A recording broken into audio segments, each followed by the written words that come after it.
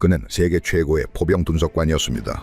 영국 왕립 포병학교 출신, 나토 합동군 22년 경력, 중동의 불바다에서도 아프간의 시체 더미 위에서도 펜을 놓지 않았던 사람이죠. 그는 감정을 믿지 않았습니다. 오직 데이터, 오직 결과, 오직 전장에서 살아남은 것만 기록했습니다. 그 냉혹한 눈앞에서 수많은 강대국의 무기들이 평가받고 분류되고 때로는 가차없이 도태됐습니다. 그런 그가 22년 만에 자신의 기록을 수정했습니다. 2023년 히말라야 해발 4,000m, 영하 20도의 지옥 같은 고원에서 포성이 울려 퍼졌습니다.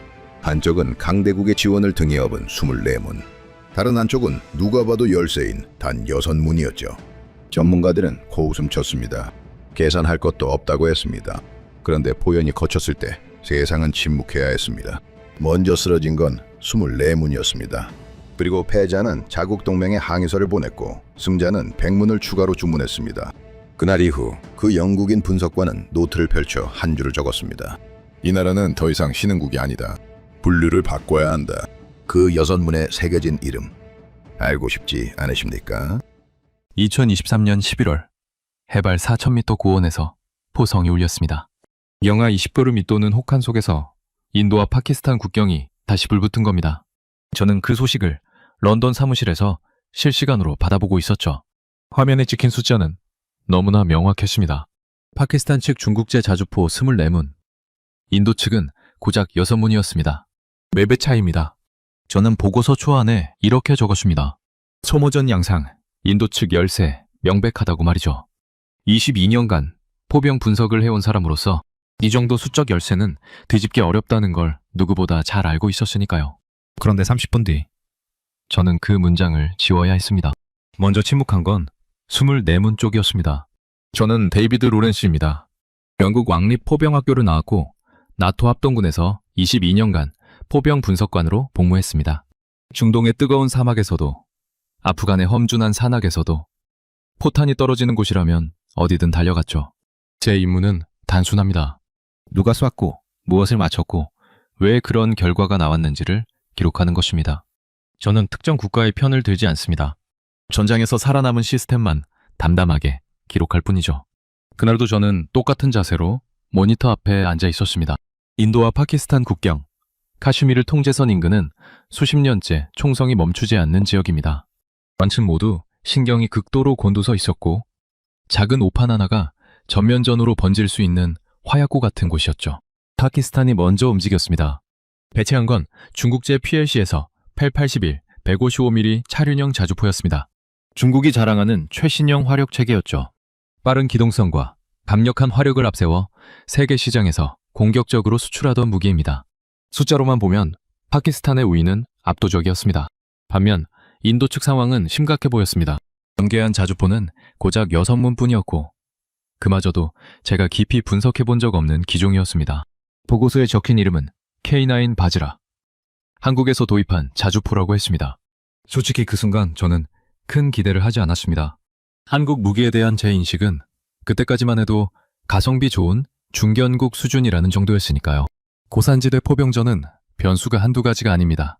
기온이 급격히 떨어지면 윤활유가 얼어붙고 포신의 정밀도가 흔들리죠. 공기 밀도가 낮아지면 포탄의 탄도 계산도 완전히 달라집니다. 이런 극한 환경에서 장비가 제대로 작동하려면 단순히 좋은 무기를 갖고 있는 것만으로는 부족합니다. 혹한과 고산에서 수없이 검증된 체계가 필요한 겁니다. 저는 당연히 중국제가 우세할 거라고 봤습니다. 통질에 대한 의문이 있더라도 적어도 숫자와 화력에서는 무시할 수 없는 존재였으니까요. 그런데 포격이 시작되고 첫 번째 데이터가 들어갔을 때 저는 눈을 의심해야 했습니다. 명중률입니다. 6문뿐인 인도 측 포가 쏜 포탄이 목표물에 정확히 꽂히고 있었습니다. 반면 24문을 동원한 파키스탄 측은 명중률이 들쭉날쭉했죠. 타격 간격도 문제였습니다. 인도 측은 놀라울 정도로 빠른 속도로 연속 사격을 퍼부었고 파키스탄 측은 대응 속도가 점점 느려지고 있었습니다. 이건 계산이 맞지 않았습니다. 수적 열세를 뒤집는 건 아무나 할 수 있는 일이 아닙니다. 특히 포병전에서는 더욱 그렇죠.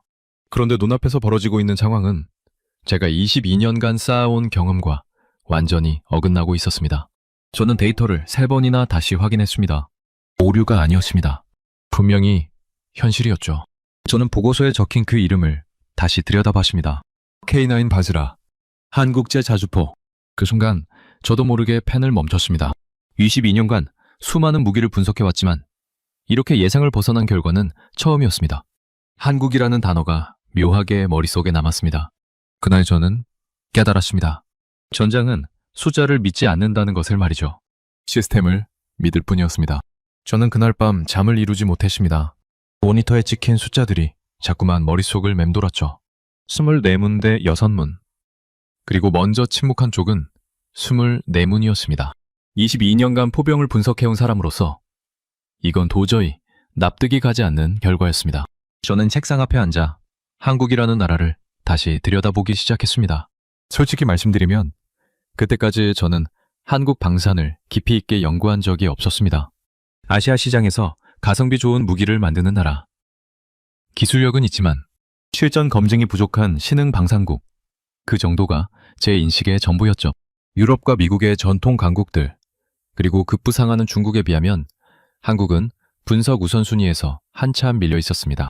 그런데 지금 눈앞의 데이터는 그 인식을 정면으로 부정하고 있었습니다.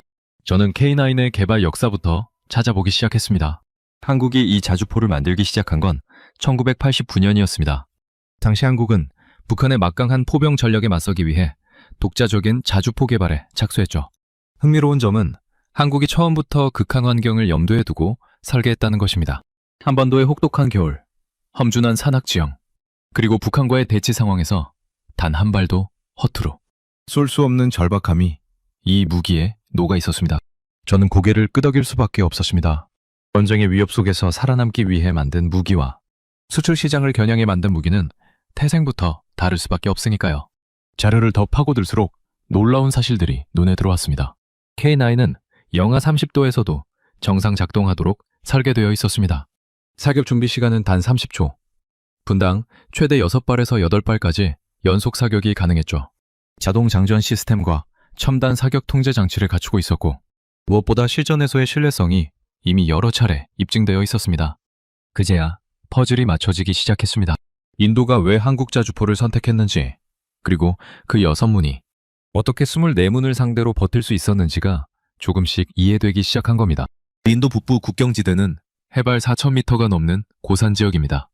겨울이면 영하 40도까지 떨어지는 극한의 환경이죠. 이런 곳에서 운용할 수 있는 자주포는 세계적으로도 손에 꼽힙니다. 인도는 이 조건에 맞는 무기를 찾다가 한국의 K9을 발견한 것이었습니다. 저는 인도가 K9을 도입하기까지의 과정을 추적해봤습니다. 2017년 인도는 국제 입찰을 통해 자주포 도입을 추진했습니다. 전쟁자는 쟁쟁했죠.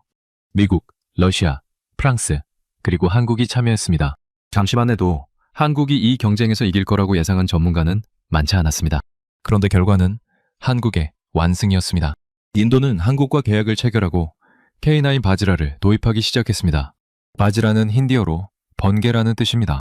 한국의 기술력에 인도의 기대가 담긴 이름이었죠. 그리고 지금 그 번개가 실제 전장에서 빛을 발하고 있었습니다. 저는 다시 그날의 교전 데이터를 펼쳐봤습니다. K9은 첫 번째 포격 명령이 떨어진 후 30초 만에 사격을 시작했습니다. 반면 중국제 PLC에서 881은 준비 시간이 훨씬 더 걸렸죠.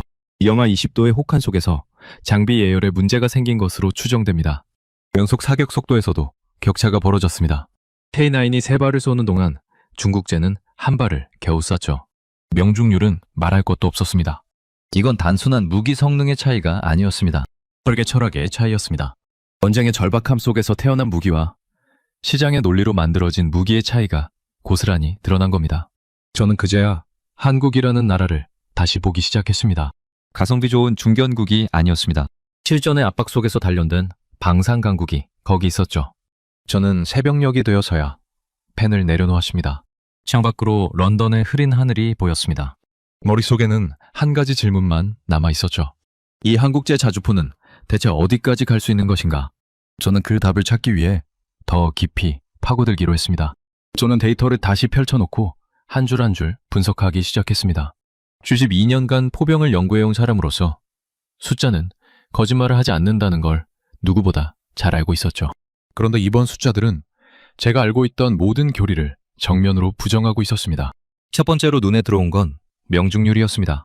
K9 바즈라의 초탄 명중률은 87%를 기록했습니다. 해발 4,000m, 영하 20도. 강풍이 부는 악조건 속에서 나온 수치였죠. 반면 중국제 PLC에서 펠-81의 초탄 명중률은 41%에 불과했습니다. 2배가 넘는 격차였습니다. 저는 이 숫자를 보고 한참 동안 말을 잇지 못했습니다. 고산지대에서 이 정도 명중률을 유지한다는 건 단순히 좋은 무기를 넘어서는 수준이었으니까요. 두 번째는 사격 준비 시간이었습니다. K9은 이동 상태에서 정지 후 첫 발을 쏘기까지 단 30초밖에 걸리지 않았습니다. 이건 현존하는 자주포 중에서도 최상위권에 해당하는 속도였죠. 반면 중국제는 평균 3분 이상이 소요됐습니다. 혹한 속에서 장비 예열에 문제가 생겼고 자동화 시스템도 제대로 작동하지 않았던 겁니다. 전장에서 3분은 영원과 같습니다. 그 시간 동안 K9은 이미 15발에서 20발을 쏟아부을 수 있었죠. 상대가 첫 발을 준비하는 동안 이미 승부가 결정 나버리는 구조였습니다. 저는 고개를 저을 수밖에 없었습니다. 이건 싸움이 아니었습니다. 일방적인 제압이었죠. 세 번째는 연속 사격 안정성이었습니다. 포병전에서 연속 사격은 핵심 중의 핵심입니다. 아무리 첫 발이 정확해도 두 번째, 세 번째 발이 흔들리면 소용이 없죠. K9은 분당 6발에서 8발의 속도로 연속 사격을 퍼부었고 10발을 쏜 뒤에도 명중률이 크게 떨어지지 않았습니다. 자동 장전 시스템과 포신 냉각 장치가 완벽하게 작동한 결과였죠. 중국제는 달랐습니다. 연속 사격을 시작한 지 5발 만에 과열 경고가 떴고 장전 시스템에 오류가 발생하기 시작했습니다. 현장에서 올라온 보고서에는 포탄이 걸렸다, 장전 실패, 수동 전환이라는 단어들이 반복적으로 등장했죠. 극한 환경에서 시스템이 버텨주지 못한 겁니다. 네 번째는 운용 숙련도였습니다. 무기가 아무리 좋아도 그걸 다루는 인원이 미숙하면 성능의 절반도 발휘하지 못합니다. 저는 양측 포병 운용 인원의 훈련 기록을 비교해봤습니다. 인도군은 K9 도입 이후 한국기술진으로부터 집중 교육을 받았습니다. 실제 혹한 환경에서의 모의 훈련도 수차례 진행했죠. 반면 파키스탄 측은 중국에서 제공한 기본 매뉴얼에 의존했고 극한 환경 훈련은 거의 이루어지지 않았습니다. 결과는 현장에서 고스란히 드러났습니다. 인도군 포병들은 악조건 속에서도 침착하게 사격 절차를 수행했습니다.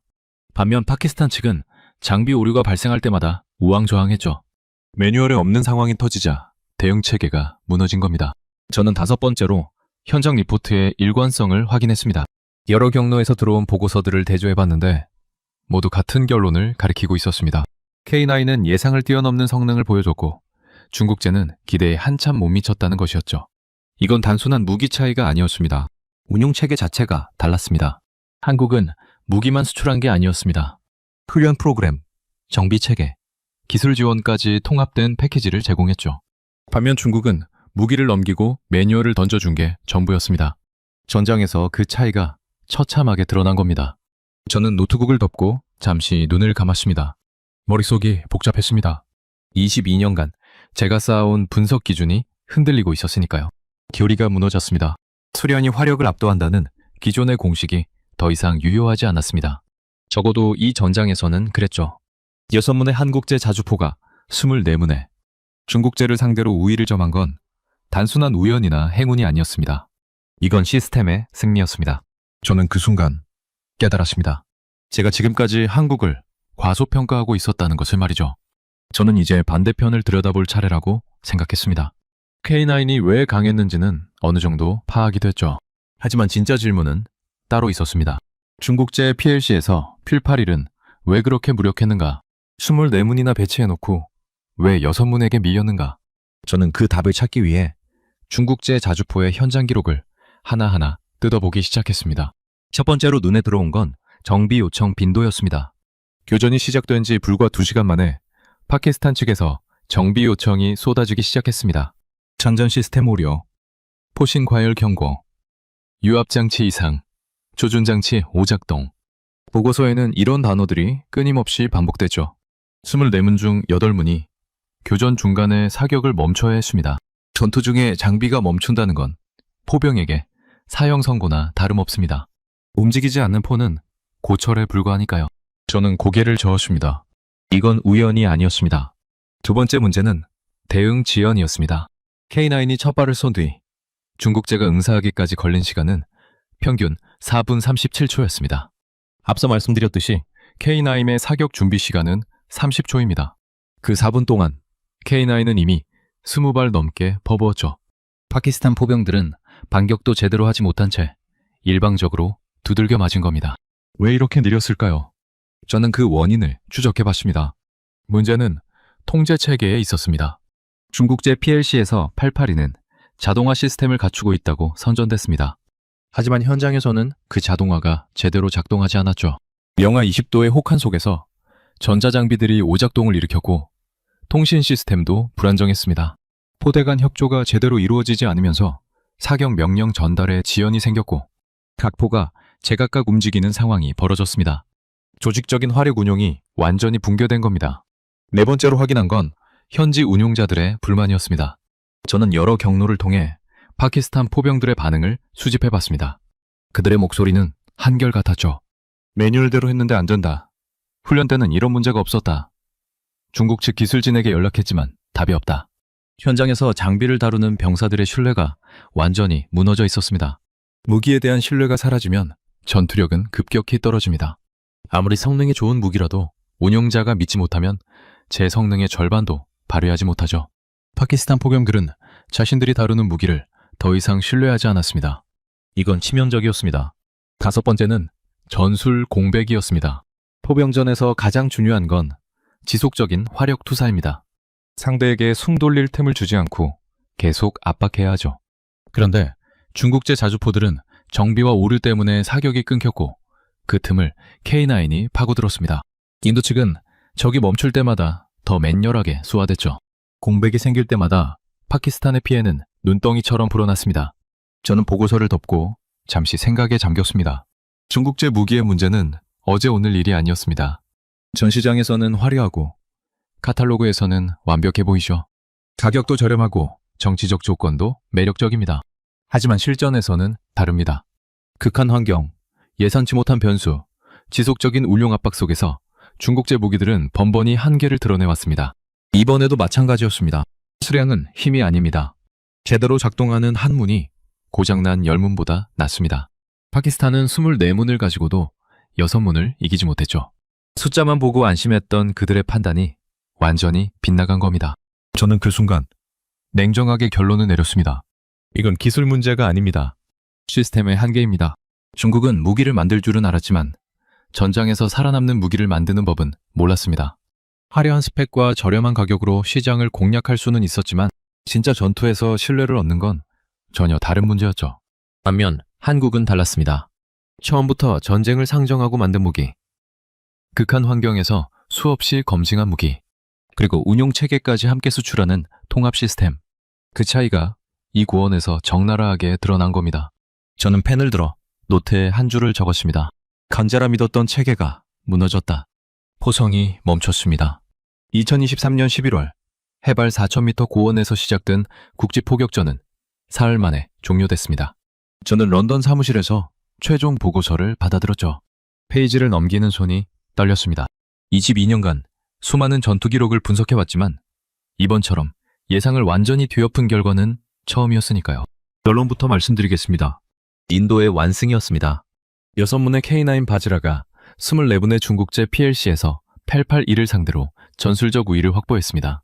파키스탄 측 자주포 중 7문이 완전히 무력화됐고 나머지도 정비 불능 상태에 빠졌죠. 반면 K9은 단 한 문도 손실되지 않았습니다. 경미한 외부 손상 2건이 전부였습니다. 저는 이 숫자를 보고 한참 동안 아무 말도 할 수 없었습니다.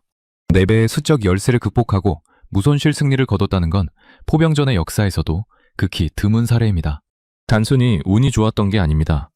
모든 조건에서 K9이 압도했기 때문에 가능한 결과였죠.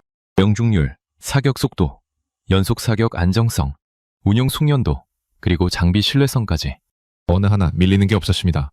인도군 내부 평가 보고서도 입수할 수 있었습니다. 보고서의 첫 문장은 이랬습니다. K9 바즈라는 기배를 초과 달성했다. 군 문서에서 이런 표현이 나오는 건 흔치 않은 일입니다. 군은 원래 보수적이죠. 무기평가에서 감정적인 표현을 쓰는 법이 거의 없습니다. 그런데 이 보고서에는 신뢰할 수 있는 화력 자산, 극한 환경 최적화, 압도적 생존성 같은 단어들이 반복적으로 등장했습니다. 인도군이 K9에게 완전히 반했다는 뜻이었죠. 저는 추가 교전 억제 효과도 확인했습니다. 이 포격전 이후 파키스탄 측의 도발 빈도가 눈에 띄게 줄어들었습니다. 그쪽도 바보가 아니니까요. 자신들의 자주포가 얼마나 처참하게 발렸는지 뼈저리게 느꼈을 겁니다. 같은 실수를 반복할 이유가 없었죠. K9의 존재 자체가 억제력이 된 겁니다. 이건 단순한 전술적 승리를 넘어서는 의미가 있었습니다. 전략 균형이 바뀌기 시작한 겁니다. 인도에서 파키스탄 국경은 수십 년간 팽팽한 긴장 상태를 유지해왔습니다. 양측 모두 막대한 군사력을 배치해놓고 서로를 견제하고 있었죠. 그런데 이번 교전으로 그 균형에 균열이 생겼습니다. 인도가 화력에서 확실한 우위를 점했다는 게 입증됐으니까요. 파키스탄으로서는 기존 전략을 전면 수정해야 하는 상황에 놓인 겁니다. 저는 보고서를 덮고 창밖을 바라봤습니다. 런던의 하늘은 여전히 흐렸지만 제 머릿속은 그 어느 때보다 맑아져 있었습니다. 22년간 전장을 기록해온 사람으로서 저는 결과를 부정하지 않습니다. 데이터가 말해주는 진실을 있는 그대로 받아들이죠. 그리고 이번 데이터는 아주 명확한 진실을 말해주고 있었습니다. 한국은 이겼습니다. 그것도 압도적으로 이겼죠. 저는 솔직히 인정해야 했습니다. 이 교전 전까지 저는 한국 방산을 과소평가하고 있었습니다. 가성비 좋은 중견국 수준이라고 생각했죠. 하지만 그건 완전히 틀린 판단이었습니다. K9은 세계 최고 수준의 자주포였고 한국의 방산 기술력은 이미 전통 강국들과 어깨를 나란히 하고 있었습니다. 전장은 냉정합니다. 거짓말을 하지 않죠. 전 시장의 화려한 스펙도, 정치적 수사도, 외교적 포장도 전장에서는 아무 의미가 없습니다. 오직 결과만이 진실을 말해줍니다. 그리고 이번 결과는 한국의 손을 들어줬습니다. 저는 펜을 들어 노트에 한 줄을 적었습니다. 소수가 다수를 제압했다. 이건 완승이었다. 그리고 그 아래 한 줄을 더 추가했죠. 한국이라는 나라를 다시 봐야 할 때가 됐다. 2024년 초 저는 한 통의 소식을 접했습니다. 인도 국방부가 K9 바지라 100문을 추가 주문했다는 내용이었죠. 저는 그 숫자를 보고 잠시 멈춰야 했습니다. 100문입니다. 그는 이유 없이 주문하지 않습니다. 특히 이 정도 규모의 추가 발주는 단순한 구매가 아닙니다. 전략적 결정이죠. 수조 원이 오가는 계약입니다. 국방 예산의 상당 부분을 쏟아붓는 결단입니다. 그런 결정을 내리려면 확실한 근거가 필요합니다. 실전에서 검증된 성능, 운용 인력의 신뢰, 그리고 장기적인 전략 가치까지 모든 조건이 충족돼야 하죠. 인도는 그 모든 조건이 충족됐다고 판단한 겁니다. 저는 인도 국방부 내부 평가 보고서를 다시 들여다봤습니다. 2023년 11월 교전 이후 작성된 문서였죠. 거기에는 K9에 대한 상세한 분석이 담겨 있었습니다. 극한 환경 적응력 우수, 정비 용이성 확인, 운용 인력 만족도 최상위, 적 화력 제압 능력 입증, 항목마다 최고 등급이 매겨져 있었습니다. 하지만 제 눈에 가장 크게 들어온 건 마지막 문장이었습니다. 장기 운용 자산으로 적합함, 추가 도입 권고. 군 문서에서 이런 표현이 나오면 사실상 결정된 거나 마찬가지입니다. 인도군은 K9을 일회성 무기가 아니라 향후 수십 년간 핵심 화력 자산으로 운용하겠다고 선언한 겁니다. 그 선언의 무게가 100문이라는 숫자로 나타난 거죠. 저는 이 결정의 의미를 곱씹어 봤습니다. 인도는 세계에서 손꼽히는 군사대국입니다.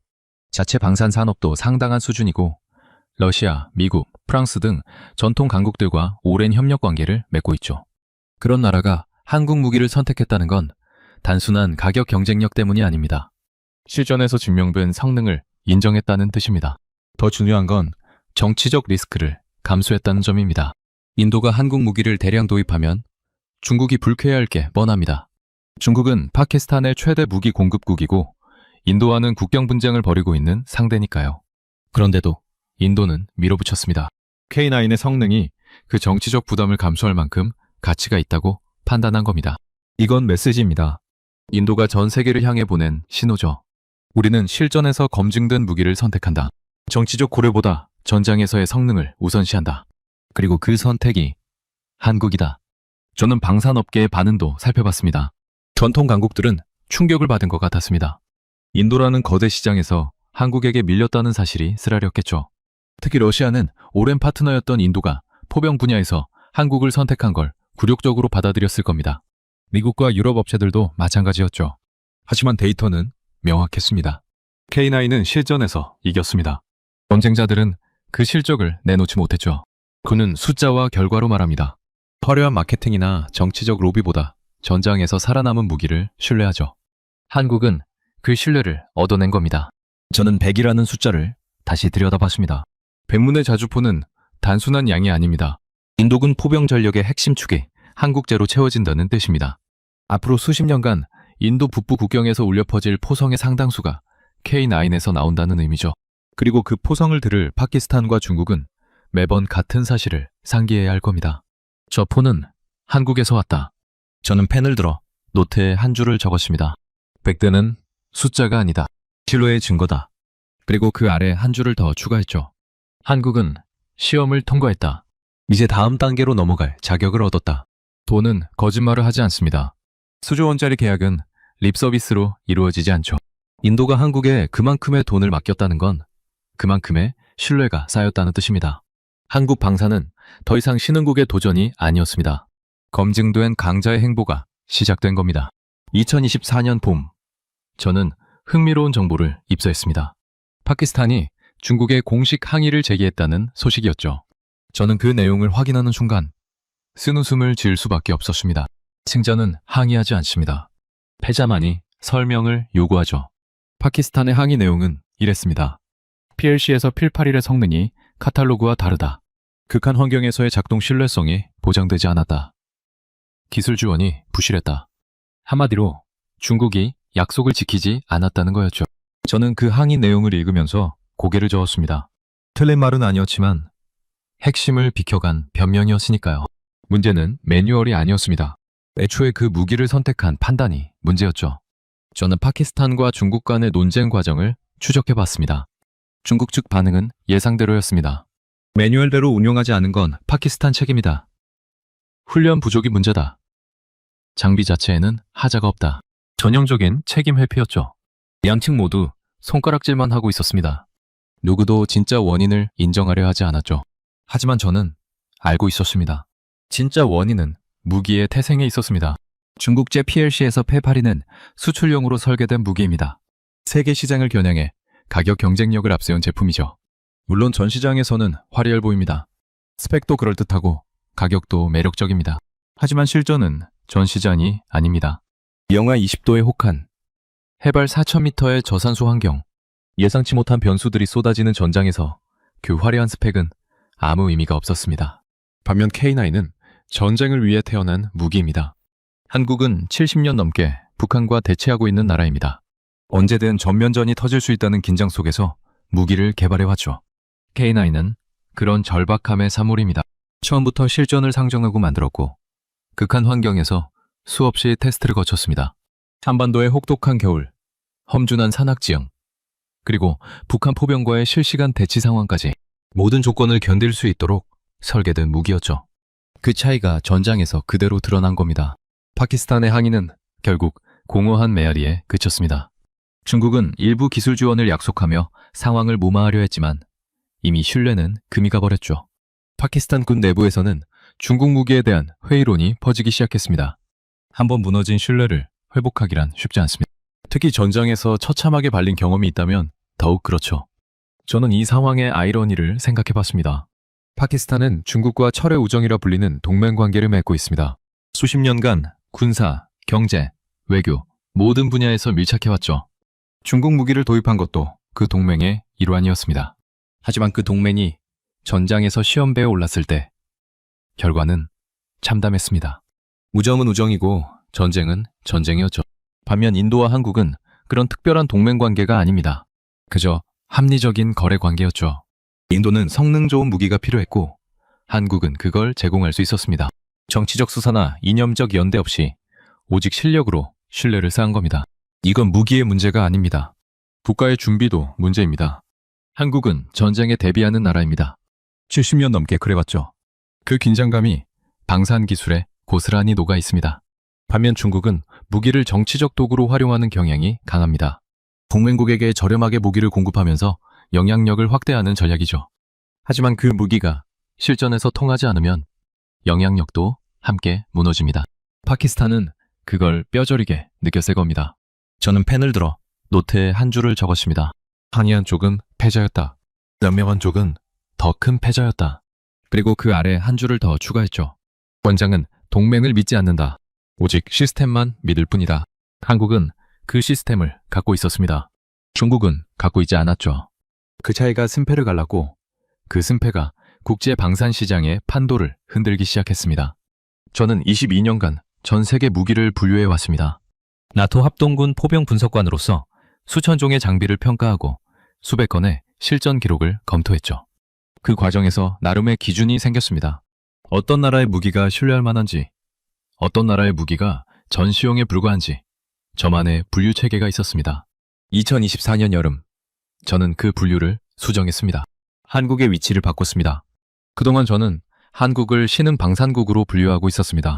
기술력은 인정하지만 실전 검증이 부족한 나라. 가성비는 좋지만 전통 강국에는 미치지 못하는 수준. 솔직히 말씀드리면 그게 제 인식이었습니다. 미국, 러시아, 독일, 프랑스 같은 나라들 아래에 한국을 두고 있었죠. 하지만 이제 그 분류는 유효하지 않습니다. 저는 한국을 전장 검증 국가로 재분류했습니다. 이건 제 분류 체계에서 가장 높은 등급입니다. 전시장에서 화려한 무기를 만드는 나라는 많습니다. 하지만 실제 전장에서 그 성능을 입증한 나라는 손에 꼽죠. 한국은 이제 그 손에 꼽히는 나라 중 하나가 됐습니다. K9이 히말라야 고원에서 그걸 증명해냈으니까요. 저는 이 변화의 의미를 곱씹어 봤습니다. 한국 방산의 역사는 사실 그리 길지 않습니다. 1970년대까지만 해도 한국은 제대로 된 무기 하나 만들지 못하는 나라였죠. 미국의 군사 원조에 의존해야 했고 북한의 군사력에 비하면 한참 열세였습니다. 그런 나라가 불과 50년 만에 세계 방산 시장의 주요 플레이어로 떠올랐습니다. 이건 기적이 아닙니다. 절박함의 결과입니다. 한국은 선택의 여지가 없었습니다. 북한이라는 상수적 위협 앞에서 스스로를 지킬 수 있는 무기를 만들어야 했죠. 동맹국에게 의존하는 것만으로는 부족했습니다. 자체 기술력을 확보하지 않으면 생존 자체가 불가능한 상황이었으니까요.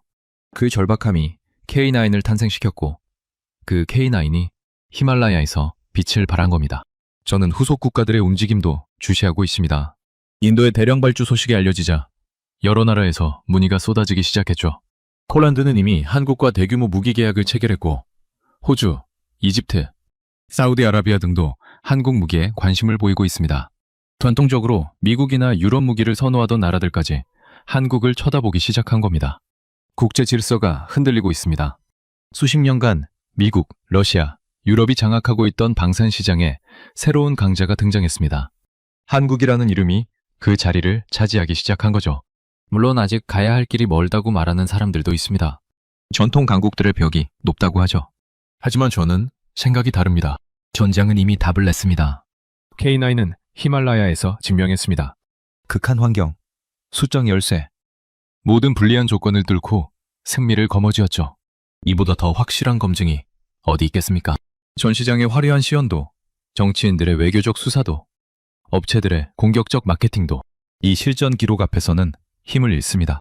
저는 노트를 펼쳐 마지막 문장을 적었습니다. 나는 기록을 수정했다. 한국은 더 이상 배우는 나라가 아니다. 그리고 그 아래 한 줄을 더 추가했죠. 이제 한국은 가르치는 나라다. 저는 22년간 수많은 무기를 봐왔습니다. 대부분은 전시장에서 강했고 보고서에서만 완벽했죠. 하지만 전장에서 살아남은 무기는 많지 않습니다. 한국의 K9은 그 소수에 당당히 이름을 올렸습니다. 그날 이후 저는 한국을 더 이상 가능성으로 보지 않습니다. 이미 증명된 국가로 기록합니다. 이건 시작일 뿐입니다. 한국 방산의 진짜 전성기는 이제부터죠. 저는 그 여정을 계속 지켜볼 생각입니다. 22년간 전장을 기록해온 사람으로서 이렇게 흥미로운 변화를 목격하게 된 건 행운이니까요. 원장은 거짓말을 하지 않습니다. 한국은 그 전장에서 이겼습니다. 지금까지 영국 포병 분석관 데이비드 로렌스의 이야기를 들려드렸습니다. 정리해 드리겠습니다. 2023년 11월 인도와 파키스탄 국경에서 포격전이 벌어졌습니다. 파키스탄은 중국제 자주포 24문을 배치했고 인도는 한국제 K9 단 6문으로 맞섰죠. 결과는 인도의 완승이었습니다. 4배의 수적 열세를 뒤집고 단 한 문의 손실도 없이 승리를 거뒀습니다. 이후 인도는 K9 100문을 추가 주문했고 파키스탄은 중국에 공식 항의를 제기했습니다. 팩트를 정리해드리겠습니다. K9은 1989년 개발을 시작해 현재까지 전 세계 7개국에 수출됐습니다. 인도는 2017년 국제 입찰에서 미국, 러시아, 프랑스를 제치고 한국을 선택했죠. 폴란드 역시 2022년 한국과 대규모 무기 계약을 체결했습니다. 한국은 현재 세계 방산 수출 9위권에 올라 있습니다. 여러분, 저는 이 이야기를 준비하면서 가슴이 뜨거워졌습니다. 불과 50년 전만 해도 제대로 된 무기 하나 못 만들던 나라가 이제는 세계 최강국들과 어깨를 나란히 하고 있습니다. 전시장이 아닌 실제 전장에서 그 실력을 증명해냈죠. 이건 우연이 아닙니다. 70년 넘게 전쟁의 위협 속에서 살아남기 위해 이 악물고 달려온 결과입니다. 우리가 자랑스러워해도 되는 이유 충분하지 않습니까? 오늘 영상은 여기까지입니다. 감사합니다. 대한민국 화이팅!